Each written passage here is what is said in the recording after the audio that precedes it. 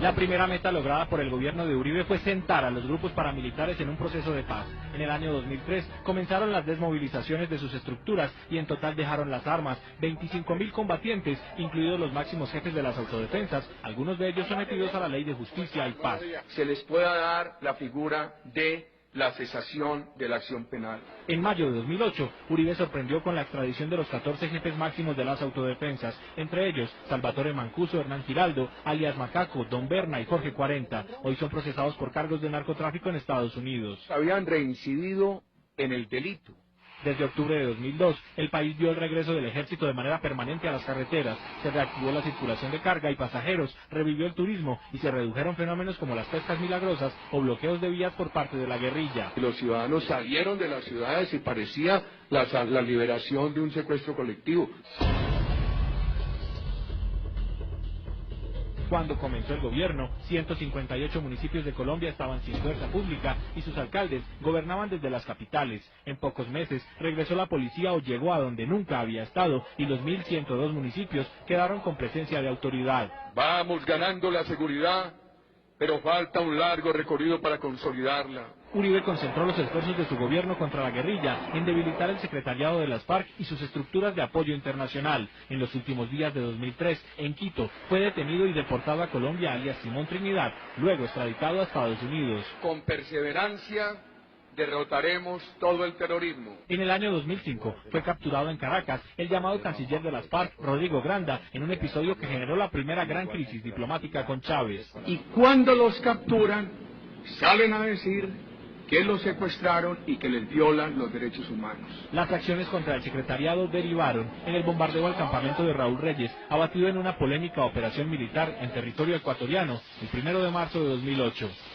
El barbuchas que queríamos ya lo tenemos. Asumo la responsabilidad total de los hechos. Los golpes a las bandas del narcotráfico y a los nuevos capos estuvieron marcados por la captura de Diego León Montoya, alias Don Diego, a manos del ejército en Valle del Cauca en 2007, y de Daniel Rendón Herrera, alias Don Mario, año y medio después en Urabá, en una acción de la policía. Uno de los narcotraficantes y criminales más temibles del mundo fue capturado en la selva colombiana. El gobierno Uribe extraditó a 1.144 personas por delitos de narcotráfico, entre ellos los últimos grandes capos, los hermanos Gilberto y Miguel Rodríguez Orejuela, en 2004 y 2005.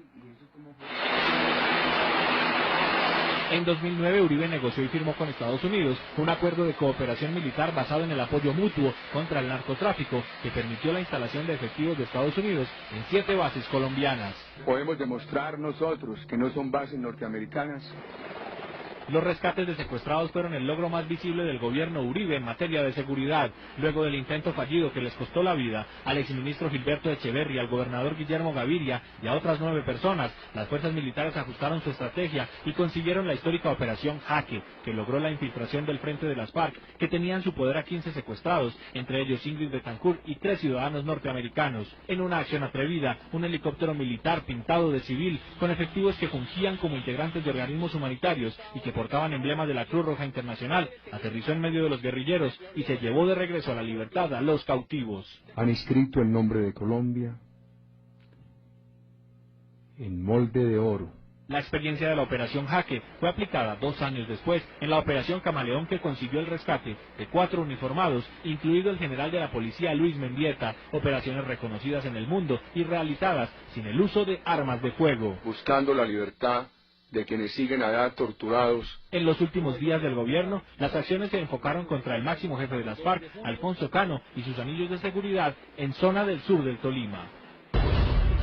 Cuando comenzó el gobierno, Colombia tenía 23 millones de personas con aseguramiento en salud entre régimen subsidiado y contributivo. En 2010 la cifra es de 43 millones, hecho presentado por Uribe como uno de sus principales logros en materia social, porque el país quedó cerca de la cobertura universal en salud, no obstante el fallido intento de emergencia social que buscó evitar un eventual colapso del sistema en los últimos meses de la administración. Queda el reto adicional de un traslado de usuarios del sistema subsidiado al contributivo. Tienen que atenderlo. La reforma no ha quitado quitado ningún derecho, antes ha traído más derechos. Uribe heredó del gobierno Pastrana el programa Familias en Acción, que entrega subsidios en efectivo para educación y alimentación a familias con hijos en edad escolar. En 8 años el gobierno logró pasar de 320.000 a 2.600.000 familias beneficiarias. También crecieron las coberturas de familias guardabosques para la sustitución de cultivos ilícitos y la asistencia a niños y ancianos en bienestar familiar. Bienestar familiar atendía a 5.900.000 personas, hoy 13 millones. Uribe reclamó como suyo el logro en aumento del crédito hipotecario. La entidad estatal Fondo Nacional de Ahorro creció en presupuesto y en desembolsos, entregó 250.000 créditos,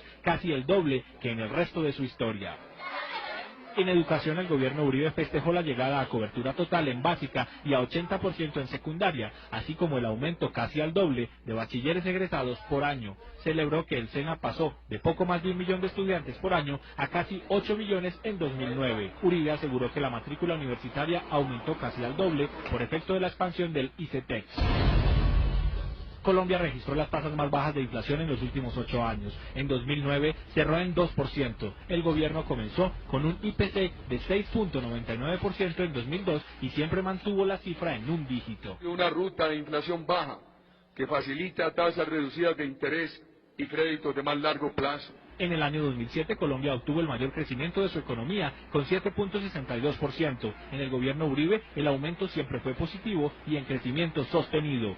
El año pasado, con crisis de por medio, logró ser de 0.4% en contra de todos los pronósticos. Yo no veía posibilidades al hablar con los economistas de que nuestra economía después de esta crisis se recuperara tan rápido. Uribe señaló que la estrategia para enfrentar la crisis fue otro de los logros económicos de su gobierno. Resaltó que el embate no trajo como consecuencia la desafiliación a la seguridad social, indicador clave de resistencia. El gobierno reportó que en los 8 años la tasa de inversión se mantuvo por encima de 25% y que el año 2008 tuvo cifra récord con más de 10.500 millones de dólares de inversión extranjera directa. Un ambiente de crecimiento económico. El TLC con Canadá, firmado y ratificado, es el principal logro del gobierno Uribe en comercio exterior. Quedó suscrito y en proceso de ratificación el tratado con la Unión Europea y engavetado el acuerdo comercial en el Congreso de Estados Unidos. Ojalá en enero, como nos ha dicho el gobierno norteamericano, se ratifique el tratado con los Estados Unidos. Como un logro de la Ley de Justicia y Paz, consideró Uribe el registro de 300.000 víctimas que reclamaron sus derechos ante la Comisión Nacional de Reparación y Reconciliación. En 2009, el gobierno comenzó el pago de indemnizaciones por vía administrativa con un presupuesto de 100 millones de dólares. En 2010, la suma es de 150 millones de dólares. A la Ley de Justicia, Paz y Reparación hay que darle tiempo para que madure.